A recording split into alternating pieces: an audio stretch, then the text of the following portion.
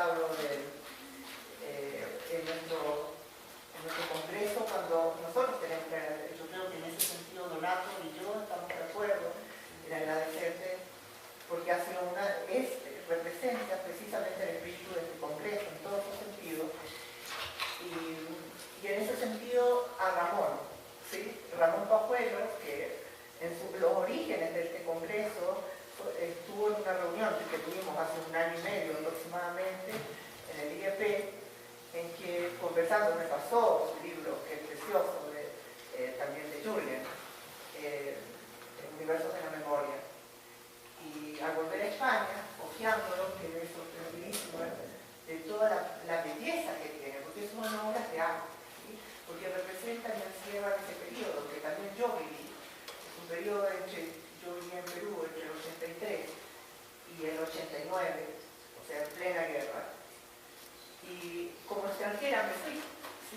Y nunca volví a retomar eso en toda su profundidad, en toda la amplitud que significó para todos nosotros que vivimos en ese periodo horrible, ¿sí? de tragedia que fue Perú en esa época.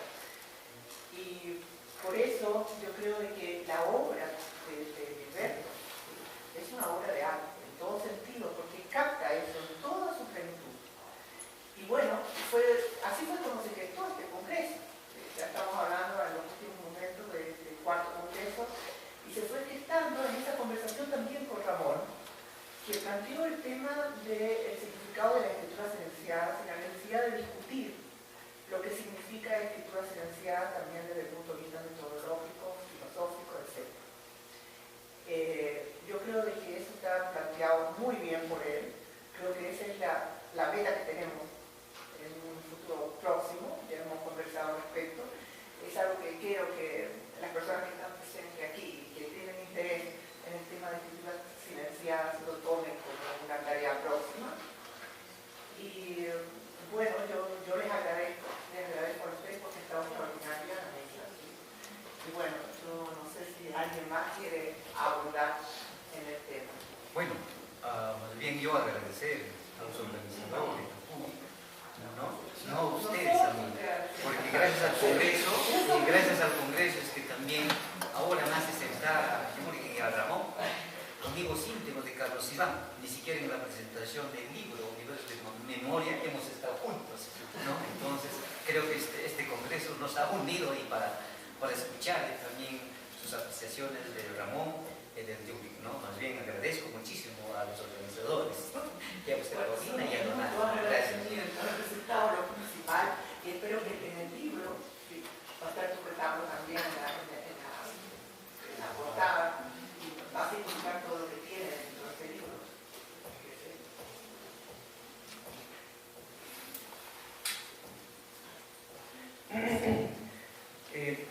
Primero que nada, saludos por supuesto a las tres ponencias, particularmente saludo al señor director por su tremenda obra.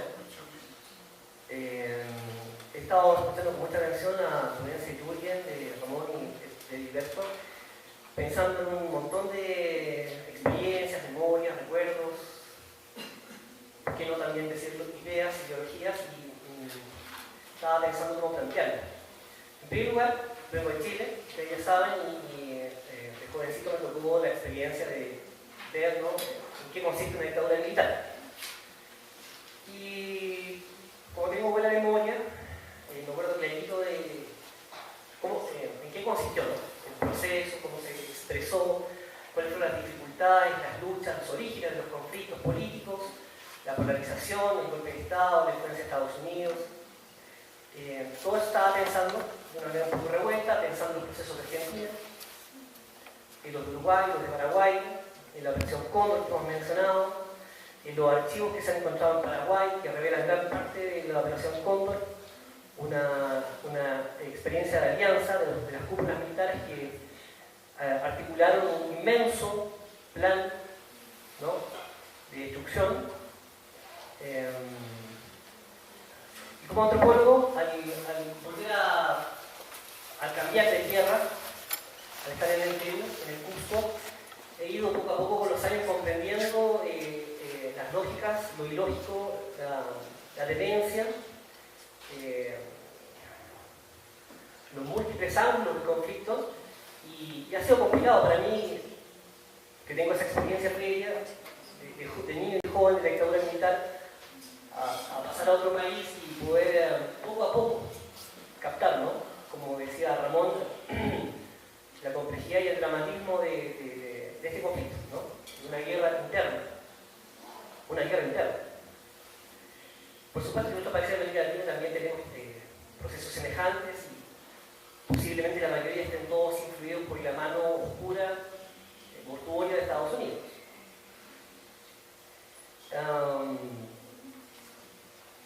Es bien complicado, ¿no? Entender procesos de país a país. Sin embargo, gracias a este congreso yo me llevo tarea para la casa.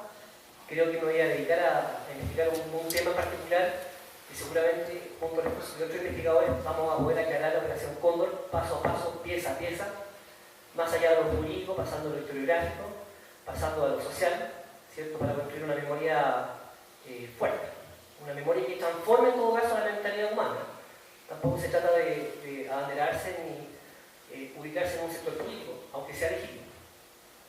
Los antropólogos estamos llamados un poco a eso, ¿no? En este ámbito, en este tema que es tan complicado. Escuchando a Ramón Pajuelo, me quedó una duda, quisiera aclararla. En Chile no hubo una guerra interna. La guerra interna es la hipótesis de las cúpulas militares y de la derecha. Creo que en Argentina ocurre algo semejante y posiblemente las propias compañeras y compañeros de Argentina podrán plantearlo. La tesis de la guerra interna es fruto de mentes afiebradas y de mentes genocidas, esa es la verdad, que inventaron en Chile una serie de argumentos jurídicos, no sé, políticos, militares, para lo indecible. En Chile lo que hubo fue un gobierno popular, con gran mayoría, que poco a poco fue minado, ahogado, como dijo Nixon, 8 genocidas, ¿cierto? Se generó una crisis gigantesca y desafortunadamente la correlación de fuerzas corrió a favor de la derecha, los militares, la CIA y Estados Unidos, y el gobierno, no voy a meterme en los ciudadanos justamente, voy a así situar a los poderes fácticos, ¿sí? Y bueno, me comienza entonces una bien planificada campaña no de un sector, que podría ser la izquierda, ¿no? Como podríamos fácilmente deducir, sino también de otros sectores cristianos, ¿no? Y también de gente que no participó directamente en la vida política. O sea, hay un desbordamiento de la vida. Entonces, Ramón, creo que no hay guerra interna en Chile. Asumir que hubo guerra interna sería darle la razón, ¿cierto?, a estos tipos, ¿no?, a estos genocidios. Quería puntualizar eso en particular. A propósito de mi experiencia, repito, como antropólogo, que trata de entender lo que dejé atrás en Chile y lo que tengo que enfrentar acá, como todos nosotros, todos tenemos que ser parte de por ejemplo, ¿no?, a nivel concreto, de la identificación de tantos hermanos y hermanas que requieren cierto nombre, que requieren esclarecimiento jurídico, las familias requieren reparación. El propio Estado tiene que constituir una verdad histórica, como lo hizo Chile afortunadamente. El Estado chileno lo reconoció y hasta las Fuerzas Armadas fueron obligadas a reconocerlo. En el caso de Argentina me llena de orgullo, ¿sí?, que el principal genocida haya muerto en prisión. Ojalá que Mori igualmente pague sus crímenes. Perdón, que estoy tratando de y decir que nosotros queríamos mostrar una historia silenciada y una visualidad silenciada. Esa era nuestra intención. No era nuestra intención producir mucho texto, porque las imágenes de por sí son de tal impacto que no se necesita texto. Y quizá eso es lo más importante de la obra de Edilberto. Y creo que lo importante para todos los que estamos acá es entender que esta historia, que están estas imágenes, no terminó. La semana pasada mi hija estaba en la Universidad San Cristóbal de Huamanga tratando de hablar con los alumnos sobre la guerra interna y los alumnos se negaban de hablar con ella por miedo de que ella, que venía de Lima, podría ser una informante de no sé quién, que informaría a no sé quiénes, y ellos tenían miedo. Y quizá eso es lo importante entender, y es quizá también algo que engloba a todo lo que hemos escuchado, que el silencio, escritura silenciada o visualidad silenciada no es una cosa gratuita, sino es un elemento de suprimir la historia desde intereses muy precisos que se pueden nombrar, y eso es lo importante. Voy a intentar terminar. Es un tema súper sensible, en primer lugar. Me expuso simplemente un poquito, solamente.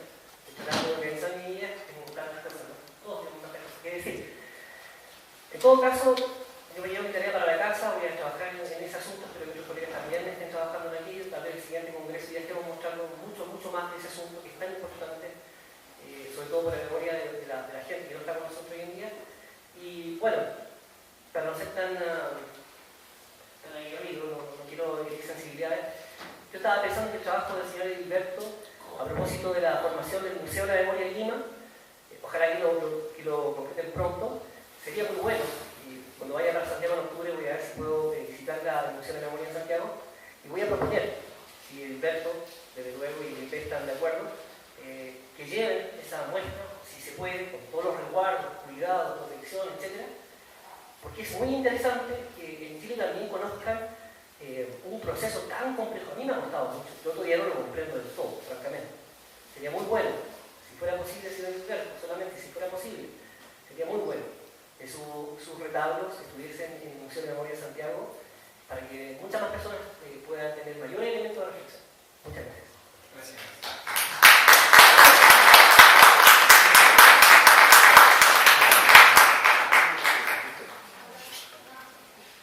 Solamente una cosita ahí, si yo me refería a guerra interna en Chile, me corrijo completamente. Obviamente no pienso que fue. Creo que hablé de violencia política en Chile. No dije guerra interna. Pero si lo hice, bueno, gracias. Creo que las obras están para difundir, y es por esa razón también que en este congreso me lo pidieron, y con todo gusto. Es más, que se conozcan, ¿no? Como quien dice, para que no vuelvan nunca más a repetirse. Gracias.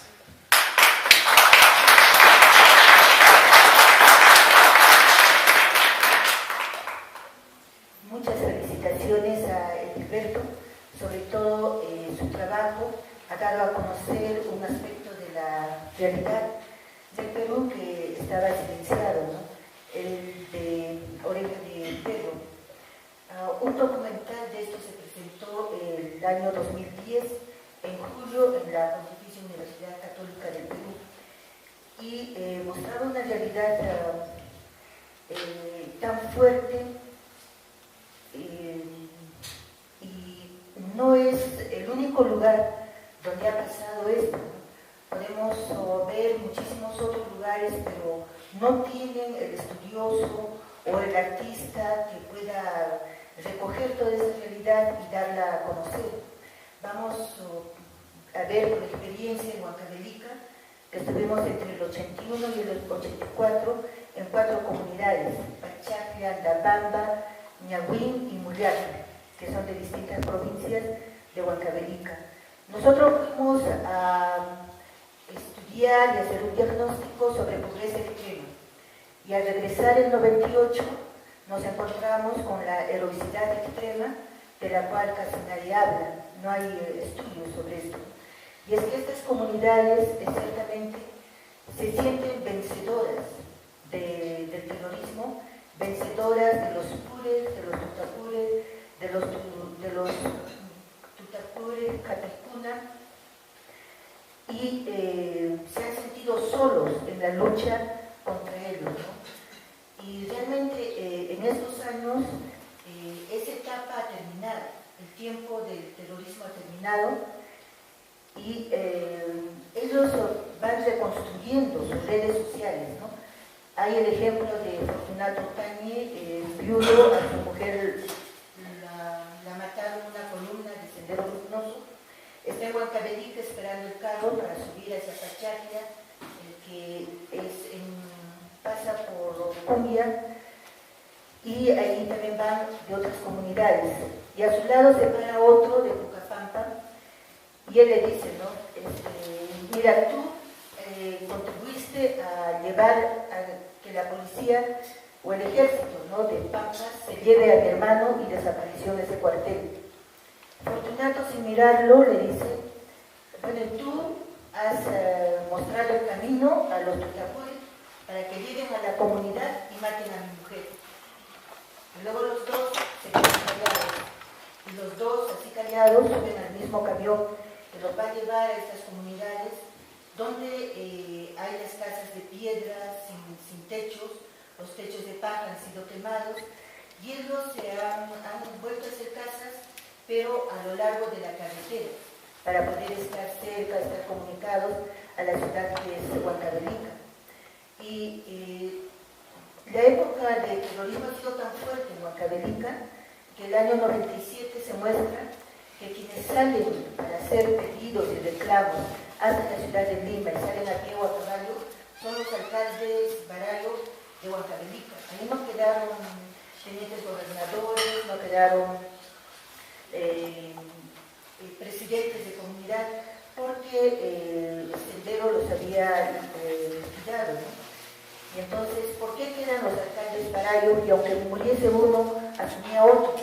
Es porque hay una fuerte cultura, una cultura andina que se practica en la zona, y cuando se trata que hay muertos, es necesario los alcaldes porque ellos hacen rituales para la transición del que vive en este mundo hacia a otra vida. Y entonces sí, mataron también alcaldes vara, sin embargo, esta institución quedó y en muchas comunidades de Huancavelica, ¿no? Lo que pienso es que es necesario desde instituciones, el Ministerio de Cultura o instituciones como la de ustedes, el IEP, hacer más estudios, ¿no? Y recoger testimonios, esta memoria colectiva, la oralidad que está silenciada actualmente en muchas comunidades de nuestro país, para poder justamente decolonizar nuestro país, porque hay discursos oficiales, ¿no?, que son los que están publicados, son los que se promueven, pero no las visiones, ¿no?, desde los propios comuneros, por ejemplo, el cómo han luchado, cómo tienen sus propias victorias, y el cómo tienen la visión sobre esta etapa donde había 1000 ojos y 1000 oídos. Sobre eso se habla en las comunidades y aún causa terror. Y también, por ejemplo, cómo ellos diferencian a los pures de los tutapures y diferenciar de los tutapures catecuna o tutapures catecuna. Hay toda una visión que describe. Y estos discursos son los que justamente van a contribuir a la decolonización ideológica de nuestro país. Mientras no exista esto, seguimos repitiendo los discursos oficiales, ¿no? Felicitaciones, Ramón, por tus propuestas de conceptos teóricos para hacer estos estudios. Muchas gracias.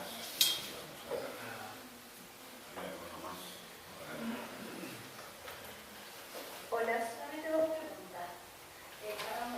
Si las principales víctimas del conflicto armado del Sendero Luminoso eran quechohablantes o no se les sino el castellano. Esta pregunta es nada más como curiosidad como educadora. Y la otra, Ayusia. Disculpa, ¿puedo volver a decir la última parte que el micro no... ¿Eran quechohablantes o qué? Ya. si las víctimas del Sendero Luminoso eran quechohablantes o no se le había enseñado el castellano. Es una pregunta cortita, como educadora. Y lo segundo, a Yuria, si su estudio es de qué periodo respecto a los retablos, antes del Sendero Luminoso o posteriormente, o sea, antes del año 80 o posteriormente. En la primera pregunta, lo que me toca, ambas cosas. Y hay quechohablantes que son bilingües, hablan quechua y castellano, hay quechohablantes monolingües. Y la información también incluye quechohablantes urbanos, por ejemplo, Huamanga, ¿no es cierto? Y otras ciudades de Ayacucho.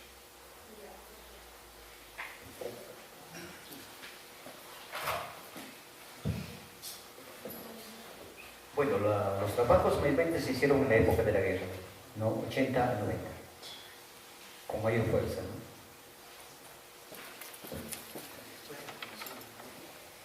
Bueno, también después de la CB. Un comentario muy brevísimo. Si el estudio de Jürgen era antes del centro del club. La pregunta era para Jürgen. Tu artículo habla de los cuadros. ¿Cuándo fue? Está preguntando la señorita.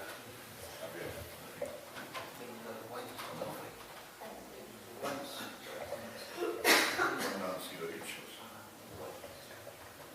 Bueno, todos esos retablos han sido creados por Edilberto entre 1976 y 2004, creo. Es más o menos el rango de tiempo. Y se nota en la secuencia que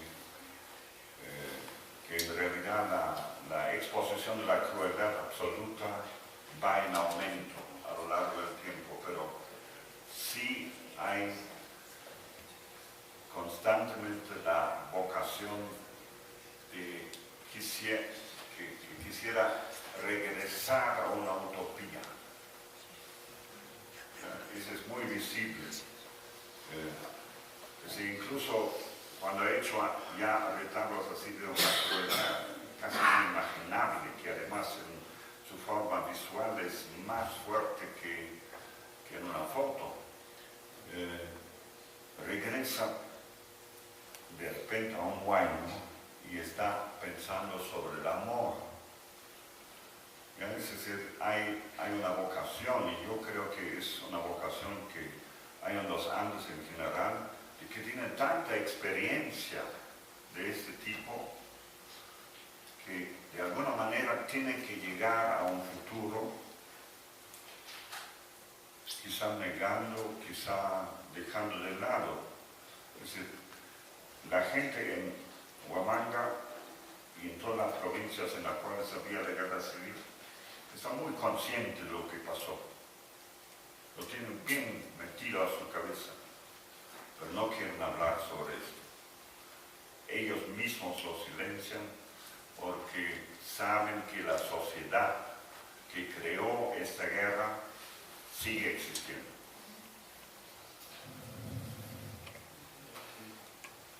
Yo solamente quería comentar que hay algo que tiene los retratos de Edilberto, que precisamente tiene tanto que ver con el tema de lectura silenciada. En el Perú se ha escrito en los últimos años muchísima literatura sobre la violencia, algunos muy buenos relatos, novelas, otros que obedecen más bien casi a criterios comerciales, pensados desde muy lejos de la visión de la víctima, ¿no? Lo que logra el trabajo de Edilberto como arte, como trabajo de evidenciación y testimonio, es precisamente saltar por encima de todo eso y va directo al grano.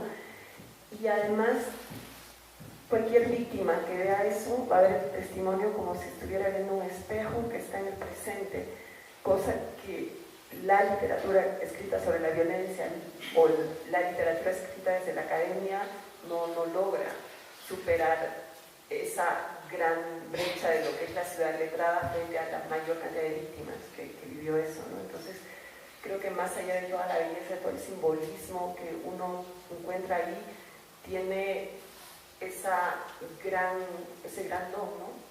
De lograr saltar la vena de la exclusión tan extendida en el Perú.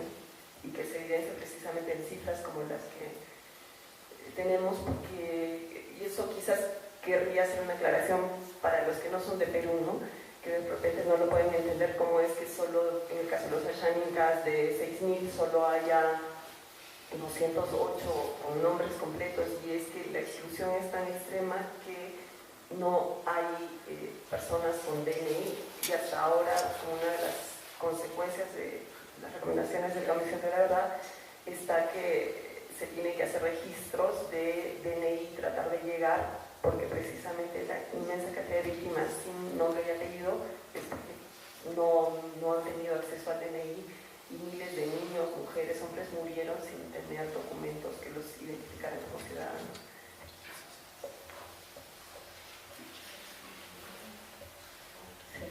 Muchas gracias por este cuarto congreso de escrituras silenciadas. Creo que para muchos de nosotros que hemos sido testigos también presenciales, no siendo de Ayacucho, yo por ejemplo soy de la provincia de Chumbivilcas, aquí de la región del Cusco, y claro que han ocurrido casos como el caso Hashawi, que hasta ahora está en juicio y no se resuelve, ¿no? Y el otro caso es que, bueno, el caso Hashawi está casi en la frontera de Apurímac y Chumbivilcas. Ocurrió, ¿no?, una matanza de 11 campesinos, ¿no?, por parte de los militares. Pero sin embargo, cuando se dice a la prensa, se dice como una hazaña de los militares, ¿no?, que informan que esa muerte ha sido resultado de un enfrentamiento con los senderistas, cuando han sido campesinos inocentes muertos. Entonces, ese tipo de cosas, por ejemplo, no todos los artistas expresan. Seguramente el señor Edilberto no puede tampoco como que abarcar toda la problemática que ha ocurrido en el país. Y entonces yo sugiero, porque hace poco nosotros aquí en el Centro Bartolomé de las Casas hemos presentado un documental. Bueno, el director es un sueco, Mikael Winström, creo. Entonces ha traído él mismo el documental, lo ha presentado para los campesinos, y entre los campesinos uno puede decir que no están informados, no tienen conocimiento. Sin embargo, en aquella época muchos jóvenes, en la época que tenían 18 años, estaban sirviendo a la patria, entre comillas. Y quienes han sido testigos en Ayacucho de todos esos enfrentamientos, de toda esa crueldad, ellos han sido directos partícipes también, y han declarado ahora, pero tienen miedo de hablar de ese tema porque piensan que pueden ser perseguidos, que puede despertar, por ejemplo, el perseguimiento por parte de los militares. Tienen miedo de declarar.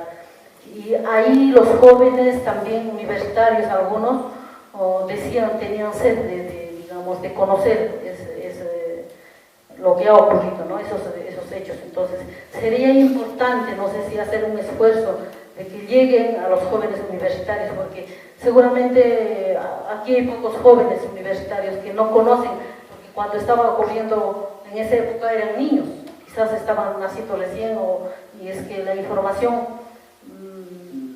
muchos padres conocen o conocemos, pero no lo quieren decir a sus hijos, la información real.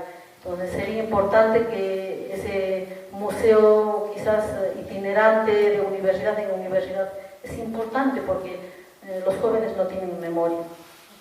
Y el otro aspecto es, yo conozco a personas que son de Apurímac, ¿no?, que sus parientes han muerto, algunos en manos de los militares, algunos en manos del grupo de Sendero, pero sin embargo igual por miedo no hablan, lo tienen en su memoria personal. Entonces todas esas cosas aún no conoce, es en realidad muy, muy grande. Asimismo, se puede decir también que en esa época de la violencia política se han silenciado la participación de organizaciones sociales, porque han sido descabezados los líderes, los dirigentes de esa época. Sabemos muy bien eso. Entonces, por ahí que en esa época reunirse, tener unas reuniones, digamos como una asamblea comunal, eran prohibidas. Entonces, hoy en día decimos, no, los campesinos no despiertan, son muy débiles, las organizaciones sociales campesinas, bueno, no tienen fortaleza, pero no vemos un poquito más atrás la causa de por qué están débiles, por qué no pueden tener esa fortaleza que nosotros quisiéramos que tengan las organizaciones campesinas. Gracias. Creo que una última pregunta, reflexión, que era la de Donato. Sí. Muchas gracias, Ramón. Sí, por favor. Yo quería agradecer la presentación de Jürgen y de Alberto y Ramón. Y quisiera resumir muy puntualmente mi apreciación, mi punto de vista. Lo que pasa es que el informe, por lo menos los trabajos de Alberto, rebasa, desborda a este famoso informe de la Comisión de la Verdad. Vergonzosamente hay que decirlo.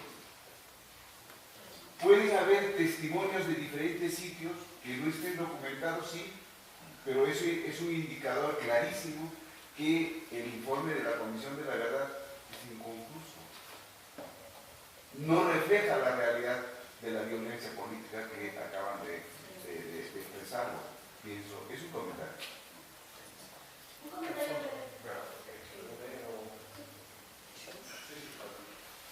Bueno, en primer lugar, la verdad es que quiero agradecer muchísimo porque, bueno, así como el hermano chileno dijo que se va con los deberes para casa, yo, bueno, después de haber escuchado este testimonio, de haber visto estas imágenes, pienso que, bueno, que no me voy igual que cuando vine de Argentina. La verdad es que creo que los retablos de Dilberto muestran de una manera absolutamente descarnada el ejercicio de la violencia política, y yo, mientras veía esas imágenes y los escuchaba hablar, pensaba en otros testimonios en Argentina, testimonios visuales de la violencia política. Por ejemplo, recordaba unos retratos a lápiz del pintor Carlos Alonso, cuya hija fue desaparecida por la última dictadura cívico-militar. Pensaba también en una muestra que tuve la oportunidad de ver hace unos años, estando en Salamanca, en el archivo histórico de la ciudad de Salamanca, que me impresionó muchísimo, y cuando vi los retablos de Edilberto, inmediatamente asocié, es una muestra de todas las guerras del siglo XX, de Oriente y de Occidente, no sé si de todas, pero de la gran mayoría,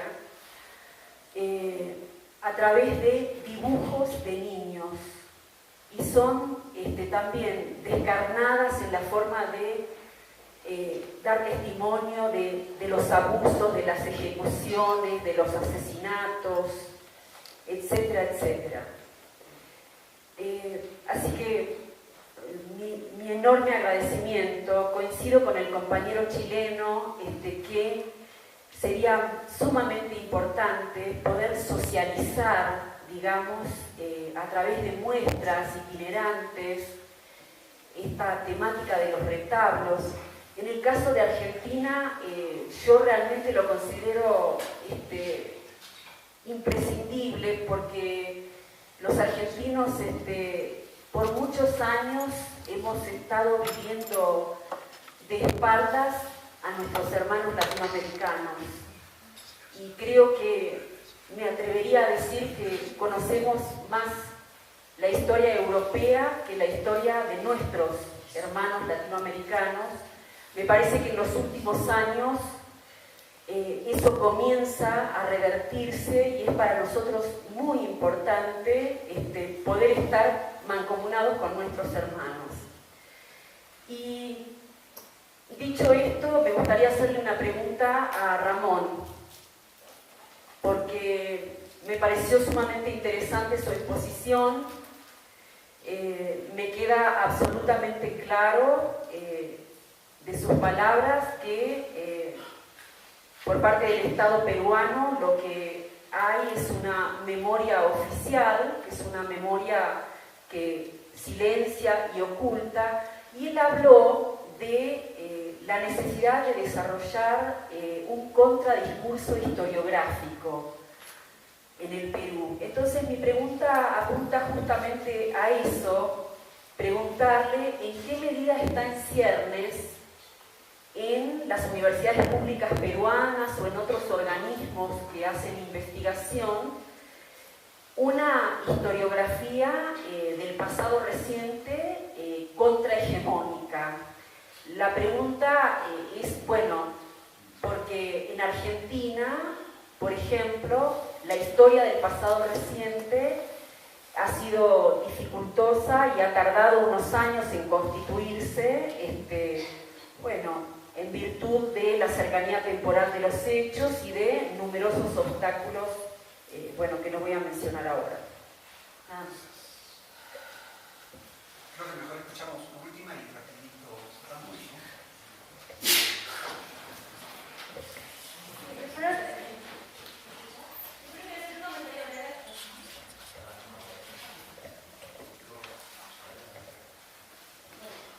¿Ya? No, señora González, solo quería aclarar la pregunta que hizo la referencia. El estudio de Yurgen sobre el Guayno se dio antes o después del periodo de violencia política. Y para si alguien estuviera interesado, hay un estudio sobre cultura, identidad y violencia en Ayacucho en relación a la revolución de Guayno, y el título es La tierra de Guayno. Y ese era el comentario.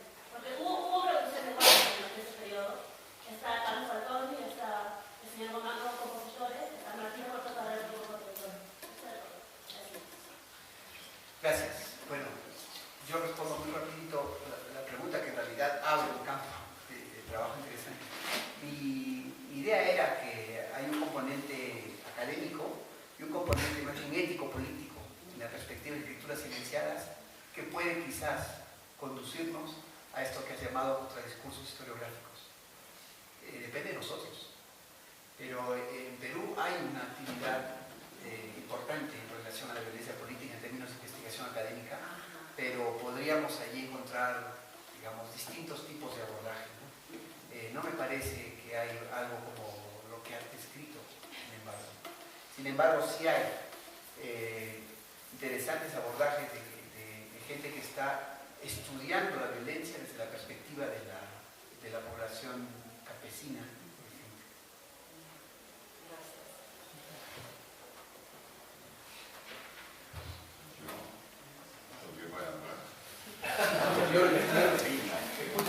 La que me pregunta la señorita es cuando tú y Carlos Iván hicieron el relevamiento y la ulterior interpretación de los guaynos para elaborar el modelo que hicieron y que te permitió interpretar lo de Diglato. Bueno, ese trabajo sobre los guaynos hicimos en 1975. Todavía no había computadoras de las modernas ni laptops, sino tarjetas donde había que poner huecos y mirar. Con esto logramos concatenar los conceptos que había en los guaynos y ponerlos en una secuencia histórica. Ese es un trabajo que antecede la guerra interna. Bueno, entonces pasamos inmediatamente a